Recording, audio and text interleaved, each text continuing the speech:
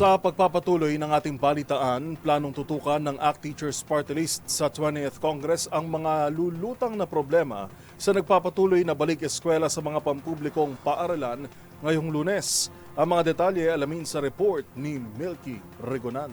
Umikot ang grupo ni na House Deputy Minority Leader Franz Castro sa iba't ibang paaralan sa Metro Manila sa pagbubukas ng klase ngayong araw.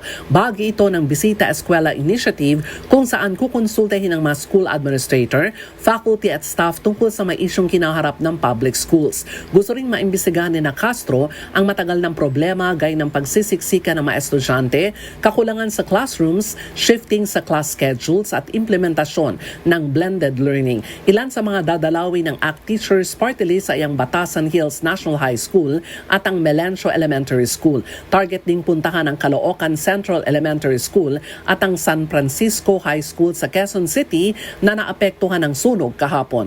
Ang mga makuhang impormasyon mula sa pagbisita ay magiging bahagi ng legislative agenda ng ACT Teachers Party List sa darating na 20th Congress. Layun nitong matugunan ang pangailangan ng mga pampublikong paaralan sa pamagitan naman ng responsive at progresibong polisiya. Para sa MBC TV Network News, ako si Milky Regonan, una sa Pilipinas, una sa Pilipino.